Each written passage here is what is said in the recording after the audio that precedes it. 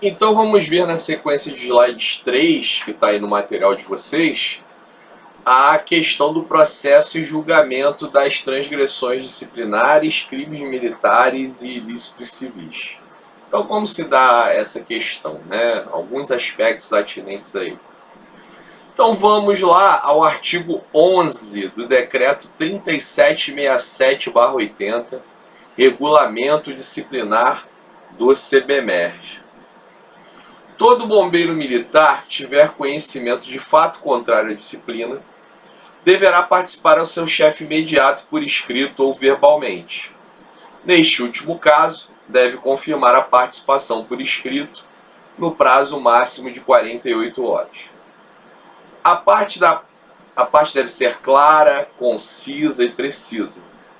Deve conter os dados capazes de identificar as pessoas ou coisas envolvidas, o local, a data e a hora da ocorrência e caracterizar as circunstâncias que a envolveram, sem tecer comentários ou opiniões pessoais. Então vamos dar uma paradinha aqui. Li o caput e o parágrafo 1º.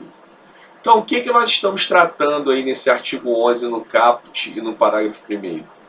Do início do processo administrativo disciplinar, quais são os documentos que dão, então, ensejo ao início da persecução administrativa do ilícito administrativo disciplinar. Nós estamos tratando aí de que forma isso se dá. Então, o artigo 11 impõe no seu caput um dever de todo aquele que tem conhecimento de fato contrário à disciplina participar por escrito ou verbalmente. E que, se participado verbalmente, esta alteração em até 48 horas, esse noticiante do ato ilícito administrativo tem que deduzir isso por escrito. Hoje não aconselha-se, né, o regulamento é bem antigo, 1980, não se aconselha mais isso, né? A comunicação disciplinar deve ser por escrito, de imediato, para que ela possa então redundar todos os atos persecutórios de uma forma válida e equilibrada, né? Não podemos falar mais em comunicação verbal, a não ser que seja para uma ciência, mas esperar 48 horas para formalizar hoje já é uma coisa meio superada, mas está aí, né? Em última análise, não se poderia dizer que houve omissão se essa parte não for oferecida de imediato. Mas sempre a gente tem que dizer para vocês aquilo que é fato. As palavras o vento leva, né? Então precisamos, quando necessário, estabelecer a persecução administrativa dos ilícitos disciplinares, registrar tudo por escrito. Aí ele diz como deve ser essa parte, que no caso é a comunicação disciplinar. É a peça que diz, o papel escrito que diz o que ocorreu, qual foi o ilícito que se está noticiando à administração militar. Então ele diz que essa comunicação, essa parte, ela deve ser clara, concisa e precisa, deve conter os dados capazes de identificar as pessoas, as coisas envolvidas, o local, a data, a hora da ocorrência, e caracterizar as circunstâncias que a envolveram, sem tecer comentários ou opiniões pessoais. Então veja, eu tenho que dizer tudo, né? Fulano de tal, cabo fulano de tal, que não se encontrava de serviço no dia 24/3/2020, às 9 horas da manhã, sem que se tivesse informado no corpo da guarda sua entrada da unidade, com vestes à paisana, ingressou na seção de material operacional da unidade e de lá subtraiu 3 enxadas, sem que acautelasse o material, sem que desse comunicação a ninguém, sem que tivesse registrado a sua presença no quartel. O que vai ser isso? Furto. Simplesmente a ausência de uma comunicação vai ser visto na apuração. Mas eu circunstanciei todos os dados. O que aconteceu, quem foi o autor, de que forma, que hora, em que local. E não deve ser feita nenhuma consideração de cunho pessoal. Eu não tenho que dizer, olha, mas isso é um absurdo, esse cara realmente é muito alterado, ele já subtraiu a carteira do colega numa outra oportunidade. Né? Na comunicação disciplinar, na parte, não é lugar disso, de tecer comentários ou opiniões pessoais. O regulamento disciplinar veda isso de forma expressa, tá certo? E o 11, parágrafo 2º, diz para nós o seguinte: quando para a preservação da disciplina e do decoro da corporação, a ocorrência exigir uma pronta intervenção, mesmo sem possuir ascendência funcional sobre o transgressor, a autoridade de bombeiro militar de maior antiguidade que presenciar ou tomar conhecimento do fato deverá imediatamente tomar enérgicas providências, inclusive prendê-lo em nome da autoridade competente, dando ciência a esta, pelo meio mais rápido, da ocorrência e das providências em seu nome tomadas. Então vejam, amigos e amigas, ou amigas e amigos, né, que as senhoras vêm na frente.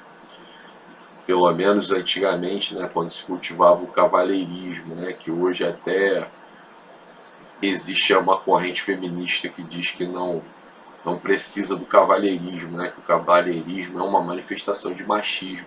Mas quando a gente fala senhoras e senhores, é justamente isso, a mulher na frente, né, a gente dá passagem à mulher, a gente tira uma cadeira num restaurante para que uma mulher sente, a gente dá a passagem, a gente dá a preferência, né? Foi assim que, pelo menos, eu fui ensinado, né? A ser gentil com as mulheres. Então,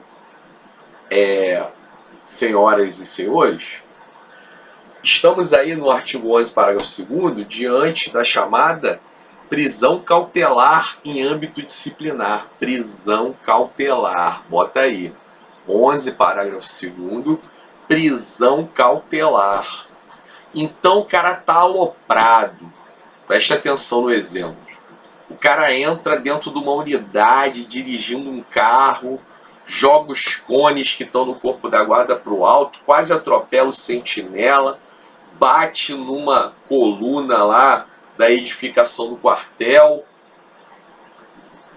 quase atropela um companheiro, sai xingando todo mundo, um militar.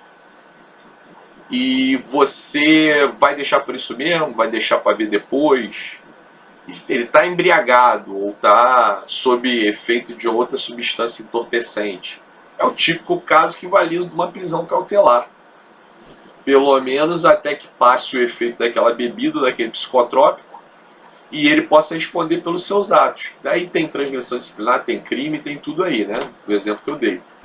Mas essa prisão, no intuito de dar uma retribuição imediata a uma falta grave cometida e impedir a prática de novas transgressões. Você deixa ele sair dali, você sabe o que ele vai fazer. Se ele vai cometer outros crimes, outras transgressões, se ele vai entrar no quartel, vai promover uma lesão corporal em alguém, vai matar alguém, etc. Então, outro exemplo foi aplicado à pronta intervenção, né? Abstraindo as polêmicas aí, né, já falei, não sou sádico, não tenho prazer em punir ninguém, mas fui o corregedor em 2012, já lá se vão 8 anos. Né? E naquela ocasião, houve um arremedo de greve na corporação, né? Queria-se, em conjunto com as lideranças lá da Bahia, se promoveu uma paralisação das atividades dos corpos de bombeiros e polícias militares do Brasil durante o carnaval do ano de 2012. Né?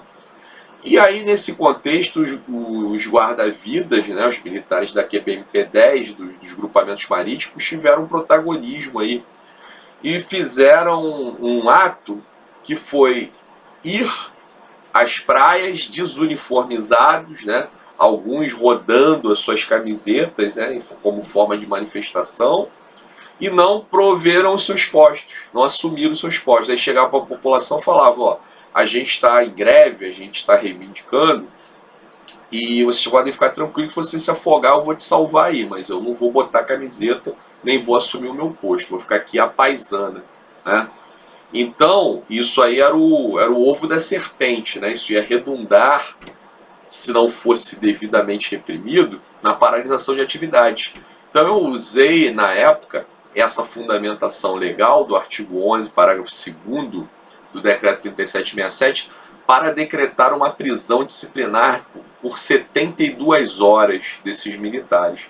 Então todos aqueles que faltaram a serviço naquela ocasião, ou melhor, que faltaram ou que foram ao local e fizeram qualquer tipo de manifestação e se recusaram a assumir os seus postos, quando instados a isso pela supervisão, foram presos 91 militares, se a memória não me falha, por 72 horas.